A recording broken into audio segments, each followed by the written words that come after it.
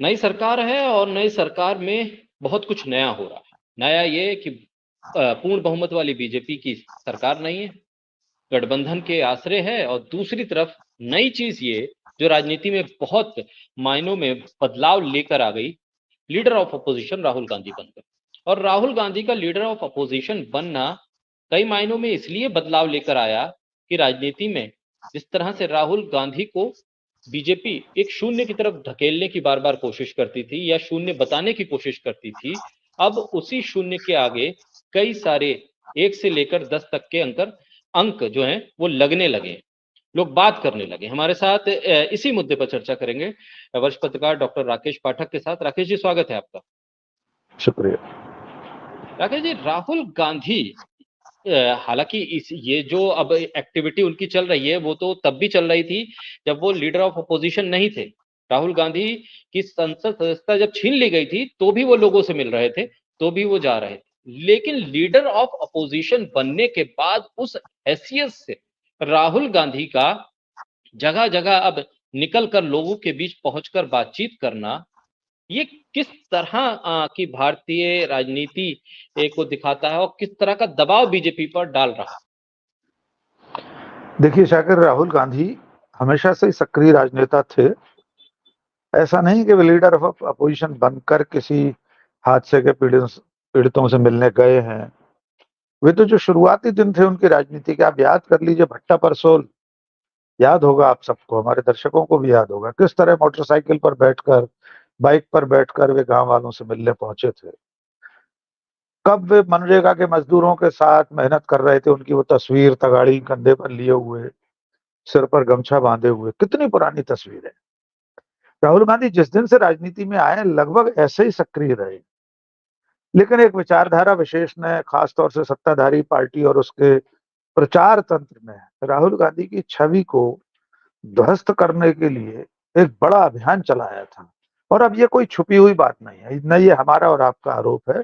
पूरी दुनिया को मालूम है कि राहुल गांधी की छवि को खराब करने के लिए, नष्ट करने के लिए किस तरह से सोचा समझा एक अभियान चलाया गया।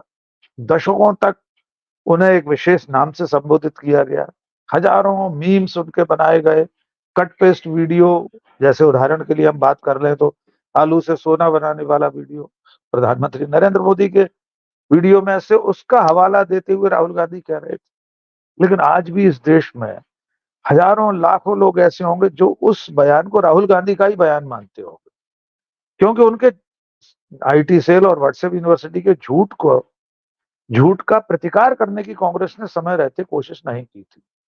यही वजह है कि राहुल गांधी को अपनी वास्तविक छवि स्थापित करने में थोड़ा ज्यादा समय लग गया। वे हमेशा से पढ़े लिखे आदमी थे, कोई आज तो पढ़े लिख कर नहीं गए। वे तो हार्वर्ड से पढ़े हुए, कैम्ब्रिज से पढ़े हुए एक बेहद काबिल राजनेता हैं। लेकिन फिर भारत की राजनीति में कैसे प्रमाणित होता है किसी व्यक्ति का नेता होना? उसका एक ही पैमाना है कि आप अपनी पार्टी को, खुद को चुनावी मैदान में कैसे और कितना स्थापित कर पाते हैं। निश्चित तौर पर पिछले 2 लोकसभा चुनाव राहुल गांधी की नाकामी के नाम लिख गए थे। यद्यपि उसी बीच में 2019 के विधानसभा चुनाव भी है। वो राहुल गांधी के अध्यक्ष पद पर रहते हुए ही मध्य प्रदेश, छत्तीसगढ़, राजस्थान में कांग्रेस ने जीते थे। फिर भी लोकसभा में इतनी कम सीटें आई थी 2014 और 19 में, तो राहुल गांधी के ऊपर ठप्पा लग गया कि वे एक असफल राजनेता हैं। लेकिन वे न तो थके, न डरे, न झुके, न निराश हुए, और वे लगातार अपने काम में लगे रहे। नतीजा सबके सामने है।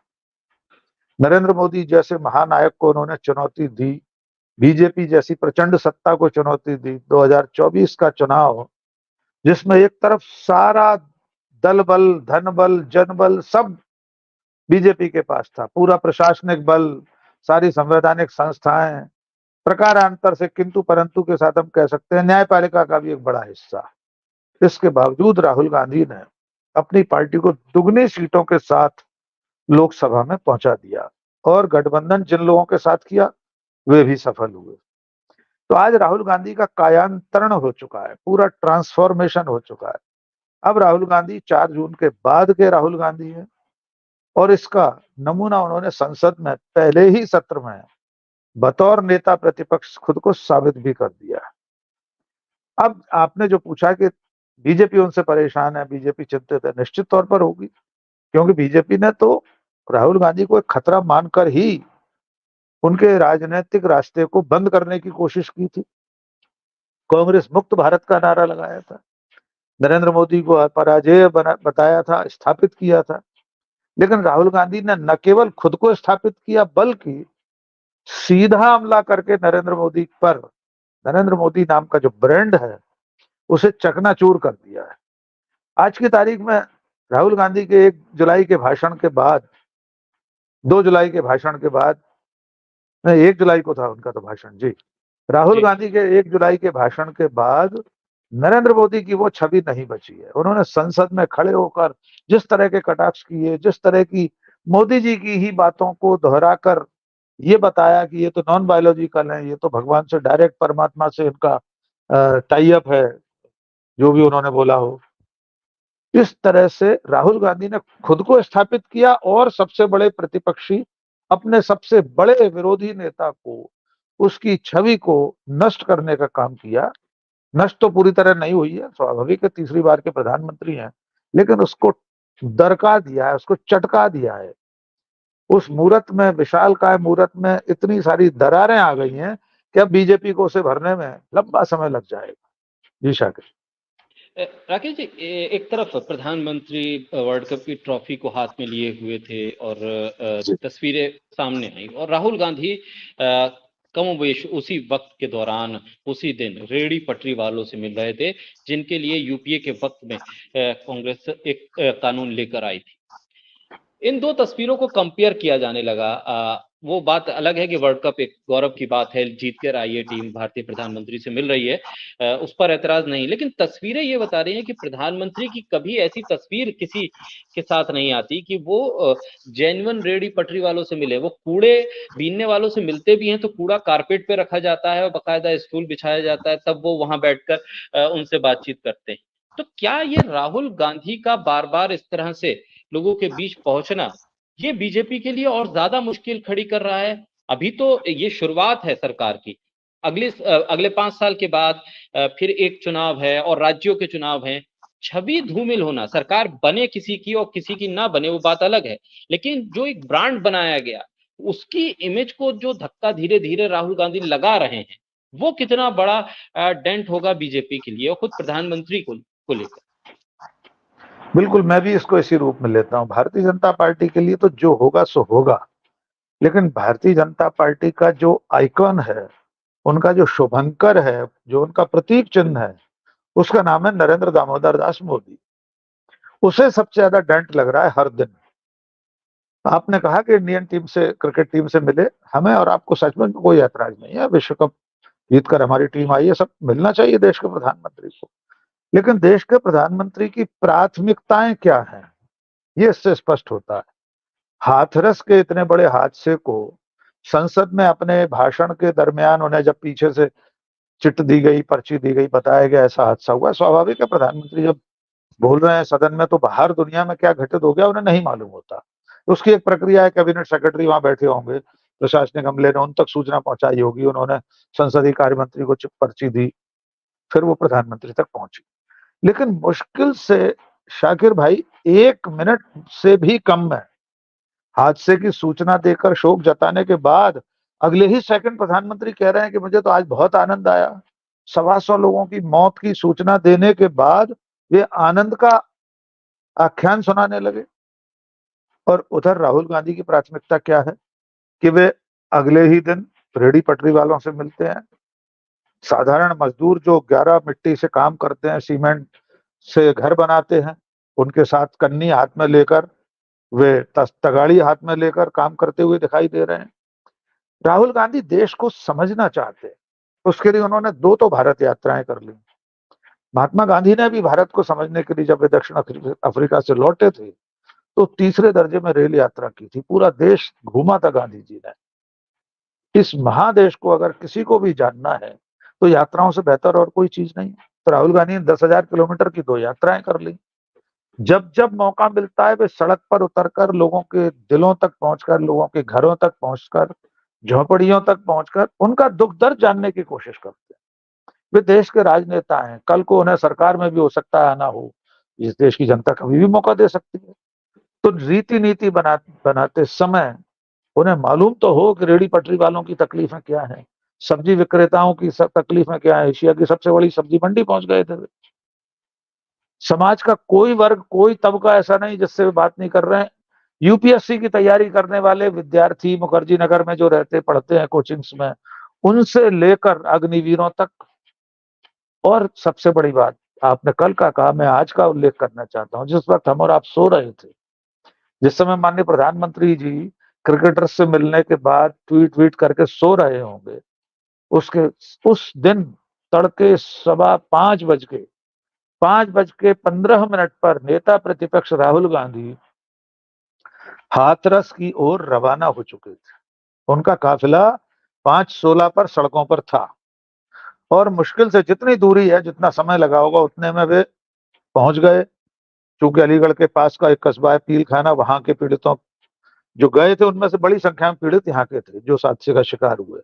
हमने तस्वीरें वीडियो भी देखे, लोगों से किस तरह गले लगकर उन्होंने उनका दुख दर्द सहा। जहां वे जमीन पर बैठकर बात कर रहे थे, वहां एक स्टूल लाया गया, स्टूल हटा दिया उन्होंने, फर्श पर सबके साथ बैठे। एक जननेता को, एक राजनेता को, और अब तो वे संवैधानिक पद पर हैं, नेता प्रतिपक्ष हैं, यानी जितनी जिम्मेदारी सरकार की है देश के प्रति, उतनी ही प्रतिपक्ष की भी है। उसे निभाने के लिए वे उनके आंसू पहुंच गए हाथरस। प्रधानमंत्री ने परसों से अब तक क्या किया उस हादसे के बाद से। और देखिए, आज वापस लौटे तो लोको पायलट और को पायलट से मिले, यानी ट्रेन के ड्राइवर्स जो होते हैं उन लोगों से उन्होंने बात की, उनकी परेशानियां सुनी। अब राहुल गांधी 24x7 24x7 के पॉलिटिशियन हो गए। उन पर अक्सर ये आरोप लगता था, मीडिया का भी एक ऐसा आरोप लगाता था कि राहुल गांधी तो पार्ट टाइम पॉलिटिशियन है, इटली चले जाते हैं, विदेश चले जाते हैं, छुट्टी पर चले जाते हैं। अब तो राहुल गांधी कहीं नहीं जा रहे। बड़ा मजेदार जुमला चल रहा था कि चुनाव खत्म होते ही राहुल गांधी इटली चले जाएंगे। राहुल तो नहीं गए, प्रधानमंत्री नरेंद्र मोदी इटली चले गए थे, जबकि उस मीटिंग में वे किसी तरह से आमंत्रित तो थे, लेकिन उनकी कोई भूमिका नहीं थी उसमें, G7 में जिसमें वे गए थे, लेकिन गए और मिलकर चले आए। आज राहुल गांधी सड़कों पर उतरे हुए हैं, जनता से बात कर रहे हैं, और उन सारी बातों को वे अभी अगले सत्र में सदन में फिर उठाएंगे। फिर वे अग्निवीर की बात करेंगे, फिर वे लोको पायलट्स की बात करेंगे, मजदूरों की बात करेंगे, हाथरस का मुद्दा उठाएंगे। मोदी जी पर कोई जवाब नहीं होगा। तो आपका जो प्रश्न है डेंट, अब हर दिन डेंट लगा रहे हैं राहुल गांधी।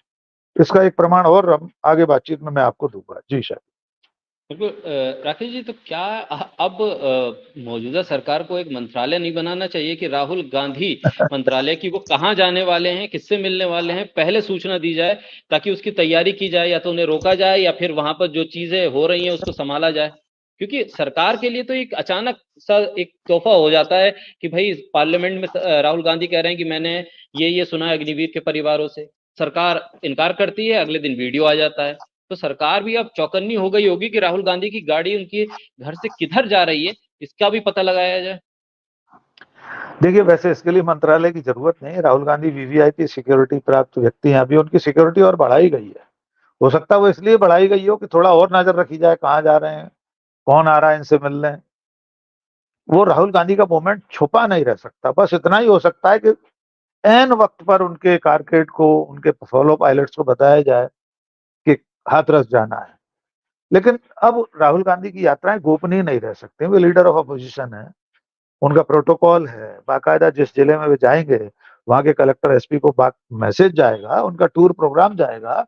उनके लिए हर थाने की सीमा में, अगर वे बाई रोड जा रहे हैं, हर थाने की सीमा शुरू होते समय उस थाने से पायलट आगे ले जाएगा, फॉलो अलग लगा होगा। तो अब वो छुप नहीं सकता, वायरलेस पर मैसेज चलेंगे। सरकार की नजर वैसे भी राहुल गांधी पर होगी। कितने लोग उनकी सिक्योरिटी में लगे हुए हैं, उनमें से कौन इंटेलिजेंस का आदमी होगा, कौन सरकार की तमाम दूसरी किसी एजेंसी का आदमी होगा, राहुल गांधी तो पता नहीं लगा सकते। सिपाही से लेकर इंस्पेक्टर डीएसपी तक के अधिकारी उनकी सुरक्षा में रहते हैं। लेकिन सरकार इस बात को लेकर जरूर सचेत है और चिंतित है कि अब राहुल गांधी की हर गतिविधि पर नजर रखना उसके लिए जरूरी है। अब राहुल की अनदेखी करके सिर्फ खिल्ली उड़ा के सदन में काम नहीं चल सकता। तो प्रधानमंत्री ने उनकी खिल्ली उड़ाई, वो भी बूमरैंग कर गया, वो भी उलट पड़ गया कि बालक बुद्धि से, दूसरा शब्द का इस्तेमाल नहीं करना चाहता, जो तुलना की जा रही है उसमें बालक बुद्धि को ज्यादा बेहतर माना गया। और इसका एक प्रमाण जिसका मैं अभी उल्लेख कर रहा था, देखिए लोकप्रियता किसी राजनेता की कैसे स्थापित होती है। नंबर एक, या तो चुनाव परिणाम में होती है, वो राहुल गांधी ने दिखा दिया। ठीक है, सरकार नहीं बना पाए, लेकिन आप कहाँ हैं और राहुल गांधी कहाँ हैं, तुलना करके देख लीजिए। खुद प्रधानमंत्री हारते हारते बचे हैं, 1,52,52 वोट से चुनाव जीते हैं। राहुल गांधी दोनों सीटों पर 3,80,000 3,67,000 वोटों से चुनाव जीते। प्रधानमंत्री 116वें नंबर पर अपनी पार्टी में, जीत के मार्जिन में, अपनी ही पार्टी में 116वें नंबर पर। एनडीए में शामिल कर लेंगे तो और पीछे हो जाएंगे, और कांग्रेस के नेताओं की सूची भी मिला लेंगे तो नरेंद्र मोदी 543 में जाने कितने पीछे हैं जीत के आंकड़े में। अब मैं जिस प्रमाण की बात कर रहा था, जो अब परिवर्तन आया 4 जून के बाद, एक दिन राहुल गांधी बोले संसद में, दूसरे दिन प्रधानमंत्री बोले। संसद टीवी लोकसभा अध्यक्ष के मातहत है। संसद टीवी पर और राहुल गांधी और नरेंद्र मोदी के अपने यूट्यूब चैनल्स पर सिर्फ पर्टिकुलर इसी भाषण को, सदन में दिए गए राष्ट्रपति के अभिभाषण के जवाब में राहुल गांधी के भाषण और धन्यवाद वाले भाषण प्रधानमंत्री को, इन दोनों भाषणों को कितने लोगों ने देखा, इस आंकड़े को देख लीजिए। नरेंद्र मोदी के यूट्यूब चैनल पर सदन के इस भाषण को 1,30,000 लोगों ने देखा। राहुल गांधी नाम के यूट्यूब चैनल पर, जो राहुल गांधी का अपना चैनल है, 10 लाख लोगों ने देखा। इतना ही अंतर, इससे ज्यादा अंतर तो संसद टीवी पर, जो सरकारी टीवी है, उस पर राहुल गांधी को लाखों लोगों ने देखा, प्रधानमंत्री के 27-28,000 व्यूज थे। इससे आप अंदाजा लगा लीजिए कि ये देश, ये दुनिया किसे सुनना चाहती है, किसके प्रति जिज्ञासु है, किसकी बातें उसे तर्क सम्मत लगती हैं। लोगों को, मतदाताओं को, अभी एक वीडियो देख रहा था मैं थोड़ी देर पहले कि मुंबई के मेट्रो में, या मुंबई की जो बाकी ट्रेन हैं, लोकल कहलाती है, वहां पर बहुत भारी भीड़ है, हमेशा ही भीड़ रहती है। कुछ लोग अपने मोबाइल्स में, युवा पीढ़ी के लड़के हैं, 2-3 लड़कों के मोबाइल में राहुल गांधी का सदन का भाषण चल रहा है, उसका वीडियो वायरल हो रहा है। लोग अब सड़क चलते राहुल गांधी को सुन रहे हैं, ट्रेन में, बस में, हवाई जहाज में सुन रहे हैं, और प्रधानमंत्री नरेंद्र मोदी को लोग अब नहीं सुन रहे, क्योंकि वे मुद्दे की बात नहीं कर रहे हैं, देश की बात नहीं कर रहे हैं, देश के लोगों की बात नहीं कर रहे हैं। राहुल गांधी मुद्दों की बात कर रहे हैं, वे नीट की बात कर रहे हैं, करोड़ों विद्यार्थी जो उनके परिवार प्रभावित हुए हैं, वे अग्निवीरों की बात कर रहे हैं, वे मणिपुर की बात कर रहे हैं। प्रधानमंत्री एक एक वाक्य में इस देश के सबसे महत्वपूर्ण विषयों को निपटा कर आगे बढ़ जाते हैं, फिर बच्चों की कहानियां सुनाते हैं। एक बच्चा था स्कूल में, उसको किसी ने पीट दिया, वगैरह वगैरह। ये स्तर है प्रधानमंत्री के भाषण देने का।